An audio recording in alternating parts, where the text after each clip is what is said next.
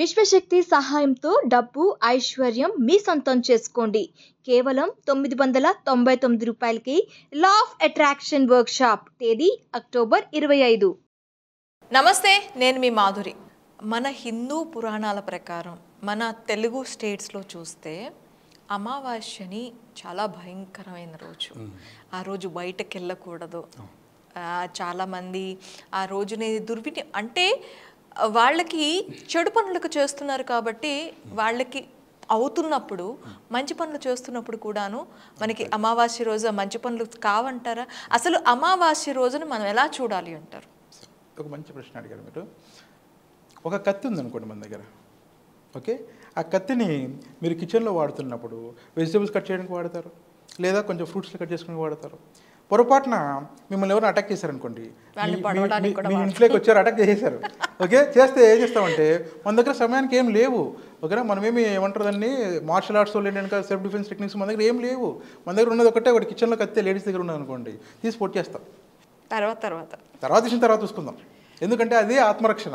ఆ తర్వాత మళ్ళీ ఏం జరుగుతుందో తర్వాత చూద్దాం, ముందు మనం కాపాడుకోవాలి కదా. అయితే ఈ కత్తి వెజిటేబుల్స్ కట్ చేయడానికైనా లేదా ఫ్రూట్స్ కట్ చేయడానికైనా, అవసరమైతే పీక్ కట్ చేయడానికైనా. పీక్ కట్ చేయడం అంటే చంపేయడం నార్మల్ కాదు, మన మీదకి వస్తే మనం సెల్ఫ్ ప్రొటెక్షన్ చేసుకుంటాం, ఓకే? కత్తి ఒకటే కానీ దాన్ని అవసరాన్ని బట్టి, సందర్భాన్ని బట్టి, లేదంటే మీరు ఉపయోగించే దాన్ని బట్టి. ఇప్పుడు మేమేమన్నా అంటే ఒక వ్యక్తి దగ్గరికి మనం ఇంట్లో ఉన్నప్పుడు సడన్గా అర్ధరాత్రి టైంలో ఎవరో వచ్చి తలుపు కొట్టేసి ఏంటంటే అన్ఎక్స్పెక్టెడ్గా ఎవరైనా వచ్చేసి లోపలికి వచ్చి మనల్ని చంపబోయారు, దొంగతనం చేయబోయారు, ఏదో చేయబోయారు అనుకోండి. మీ దగ్గర అదంతా కొట్టతో కొట్టారు లేంటే, కర్రతో కొట్టారు లేంటే, ఇంకోటి ఏదో చేశారు, కత్తి చేశారు అనుకోండి, అది సెల్ఫ్ డిఫెన్స్ వస్తుంది. అలా కాకుండా కత్తి పట్టుకుని రోడ్డు మట్టి తిరుగుతూ ఎవరిని పడితే భయపడితే తిరిగారనుకోండి, అదే కత్తిని తిరిగారనుకోండి, దాన్ని రౌడీజం అంటారు. అవునా? అంటే కత్తి ఎలా అయితే కనుక సేమ్ ఉంటుందో అలాగే మీరున్నట్టు ఈ ప్రకృతిలో, ఈ విశ్వంలో ఏంటంటే అమావాస్య, పౌర్ణములు, ఓకేనా? గ్రహణాలు కూడా చెప్తాను. గ్రహణం గురించి ఒక రోజు టాపిక్ చేద్దాం, ఓకేనా? గ్రహణం చాలా మంచి టాపిక్ ఉంది. ఇవన్నీ కూడా ప్రకృతిలో మనకు రెగ్యులర్గా జరిగేటువంటివి. ఓకే. అయితే అమావాస్యని మాత్రము డిఫరెంట్గా పోర్ట్రే చేశారు, చూపించారు. కొన్ని చోట్ల సినిమాల్లో కూడా ఎక్కువ చూపించారు. ఆదివారం అమావాస్య అర్ధరాత్రి 12 గంటలకు అనగానే వీడి గుండెలు సరిపోతాయి. వాడు చెప్తున్న ఆ సినిమాలో వాడు చెప్తున్న బ్యాక్గ్రౌండ్ వాయిస్ అయితే ఉంటుందో వాళ్ళు చాలా గొప్ప వాళ్ళండి. తెలుసా? వాళ్ళు మాటలతోటి మ్యూజిక్ భయపడి చంపేస్తారు. ద గ్రేట్ ఆర్జీవి గారు ఎవరైతే ఉన్న డైరెక్టర్ ఉన్నారో, ఆయన సినిమాలు మీరు బాగా నోటీస్ చేస్తే ఇంతకుముందు కొన్ని భయపెట్టే సినిమాలు నిజంగా ఉన్నాయి కొన్ని. ఆ సినిమాల్లో ఎందుకు భయపెట్టారు తెలుసా అండి? ఆ మ్యూజిక్కే, ఏం ఉండదు అక్కడ. అది ఆయన కూడా చెప్తారు. మ్యూజిక్ లేకపోతే, నిజంగా ఛాలెంజ్ చెప్తున్నాను, చిన్న పిల్లలు కూడా భయపడరు. వీడియోని మ్యూజిక్ లేకుండా చూస్తారు, బ్యాక్గ్రౌండ్ మ్యూజిక్ లేకుండా మీరు ఒక రూపాన్ని వికృతంగా చూపించినా పెద్ద భయపడరు. అది సడన్గా చూపించడము, ఆయనకి ఏదో బ్యాక్గ్రౌండ్ పెట్టడం వల్ల మనకి ఏమనిస్తుంది తెలుసా? అమ్ము అని గుండెలు అదురుతాయి, ఓకేనా? సింపుల్ కాన్సెప్ట్ ఏంటంటే ఇక్కడ ఆ చూపించిన విధానానికి అమావాస్య మీద ఒక నెగిటివ్ థింగ్ చెప్పారు. అయితే ప్రకృతిలో ఎప్పుడైనా సరే, అమావాస్యకైనా పౌర్ణమికైనా సరే, దేనికైనా సరే ఒక ఎనర్జీ ఉండడం సహజమే. ఆ ఎనర్జీని ఏంటంటే మీరు అన్నారు చూసారా, మంచి మాట ఏంటంటే మనం ఎలా యూజ్ చేయాలి, ఎలా చూసుకోవాలి, ఎలా వాడుకోవాలి ఏంటంటే దాన్ని ఎలా అర్థం చేసుకోవాలి. ఫస్ట్ మీరు అర్థం చేసుకోవాలి. ఒక సినిమాలో ఒక వ్యక్తి చెప్తాడు ఏంటంటే అండి, దేవుణ్ణి భక్తిగా పూజించే కంటే ముందు మీరు దేవుని అర్థం చేసుకోండి. ఫస్ట్ ఆయన కాన్సెప్ట్ ఏంటి, ఆయన వచ్చిన విధానం ఏంటి, ఆయన ఏం చెప్పాలనుకున్నా అర్థం చేసుకోండి. మీరు గుడ్డిగా నమ్మటం కాదు, ఫస్ట్ అర్థం చేసుకోండి. ఆయన ఏంటి, ఆయన ఏం చెప్పాలనుకున్నాడు, రామతత్వంలో ఏం చెప్పాలనుకున్నాడు, కృష్ణతత్వం ఏం చెప్పాలనుకున్నాడు, ఇంకేదైనా సరే ఏం చెప్పాలనుకుంటున్నాడు అని మీరు అర్థం చేసుకోండి అంటారు ఆయన, ఓకే? అలాగే ఇక్కడ కూడా ఏంటంటే అమావాస్యకున్న ఎనర్జీ ఏంటి అర్థం చేసుకోండి. ఓకే. అమావాస్యకి చాలా గొప్ప ఎనర్జీ ఉంది. ఈ ఎనర్జీలో మంచి చేస్తే, ఓకే, మంచికి వెళ్తుంది, చెడు చేస్తే చెడుకి వెళ్తుంది. చెడు లేదని నేను చెప్పను, అది చెప్పడానికి కూడా లేదు, ఓకే? మంచి చెడు లేకపోతే మంచికి, రెండు లేకపోతే మంచి అనే దానికి మనకు వాల్యూ ఉండదు. చీకటి లేకపోతే వెళ్తుంది గొప్ప ఎప్పుడైతే విలువ ఉండదో, చెడు లేకపోతే మంచి కూడా అందరు మంచోళ్ళమే అనుకోండి, ఏముంది దాంట్లో? రొటీన్ లైఫే కదా. ఒక ఎదవ ఉంటేనే కదా ఇంకో గొప్పవాడు అవుతాడు, కనపడతాడు.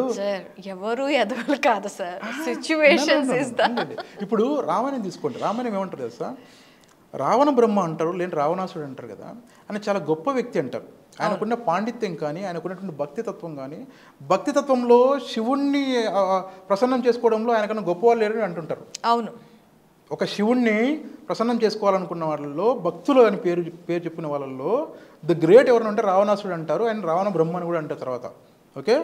అంతటి వ్యక్తిని కూడా ఆ రామాయణం ప్రకారం ఏం చేశారంటే ఆయనలో ఉన్నటువంటి ఒక చిన్న ఒక బుద్ధి లోపమో లేదంటే ఇంకోటి ఏదో ఒక చిన్న డ్రాబ్యాక్ వల్ల ఏంటంటే ఆ సీతమ్మ వారిని తీసుకెళ్ళటం వల్లనే ఆయనలో ఉన్నటువంటి చెడు బయటపడ్డది, కాబట్టే ఆయన వెధవ అన్నారు రావణ బ్రహ్మని, రావణాసురుడిని.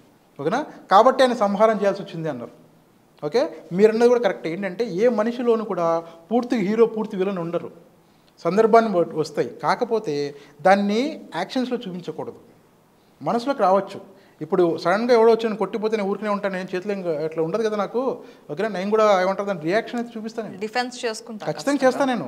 లేదు వాడు కొట్టిపోయి 2 దెబ్బలు కొడితే కలిసి నేను కూడా 2-4 దెబ్బలు కొట్టడానికి ట్రై చేస్తాను. కానీ అది వేరు, దారిలో వెళ్తున్నాను గెలకడం వేరు, వాడు వచ్చి కొడితే మనం కొట్టుకోవడం వేరు, అంటే సెల్ఫ్ డిఫెన్స్ వేరు.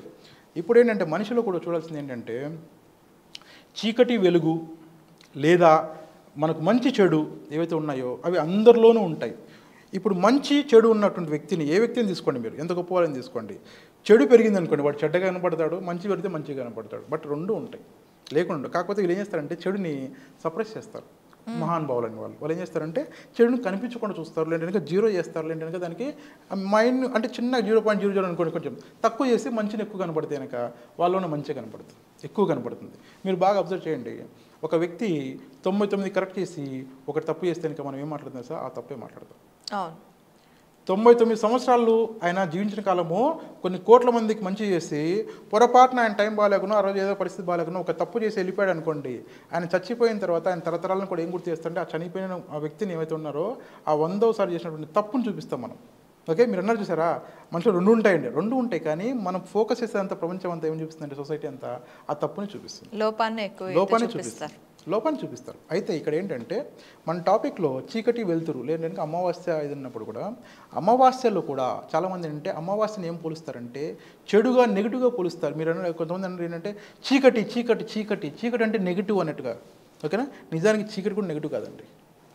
మీరు బాగా ఆలోచిస్తే కనుక చీకటి కూడా నెగిటివ్ కాదు. మీకు చీకటి అనేటువంటి దాంట్లో నిర్మానుష్యమైన ప్రదేశంలో కానీ చీకటిలో కానీ మన సాధనలు ఏవైతే ఉంటాయో అవి చాలా బాగా చేసుకోవచ్చు.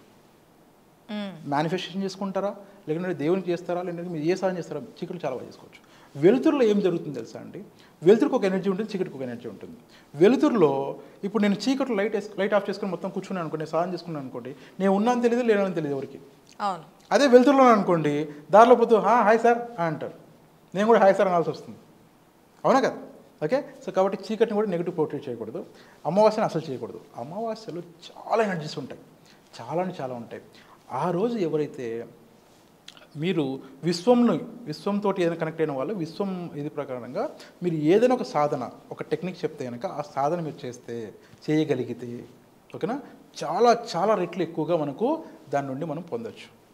ఓకే, ఒకవేళ డివోషనల్ క్యాండిడేట్ చెప్తాం, స్వామి నేను ఏదో సాధన చేస్తున్నాను ఒక గురువు దగ్గరికి వెళ్ళినప్పుడు ఆయన కూడా ఏమంటారంటే సింపుల్గా ఈ సాధనకి వెళ్ళినప్పుడు అమావాస్య రోజు ఈ సాధన చేసుకో. ఓకేనా, నువ్వు చేసేటువంటి ఏ సాధన ఉంటుందో దానికి 10 రెట్లు ఎక్కువ ఫలితం వస్తుంది అంట. సో కాబట్టి అమావాస్యను కూడా ఏంటంటే మనము ఎనర్జీ కేంద్రంగా చూడాలి తప్ప దానికి నెగిటివ్ అనేటువంటి దాన్ని ఆపాదించకూడదు. చాలా పవర్ఫుల్ అమావాస్యతో పాటు పౌర్ణమి కూడా చాలా పవర్ఫుల్, గ్రహణం కూడా చాలా పవర్ఫుల్. గ్రహణం గురించి ఒకసారి ఎగ్జాంపుల్ చెప్తాను మీకు. ఓకేనండి? ఓకే అండి, థ్యాంక్ యూ వెరీ మచ్.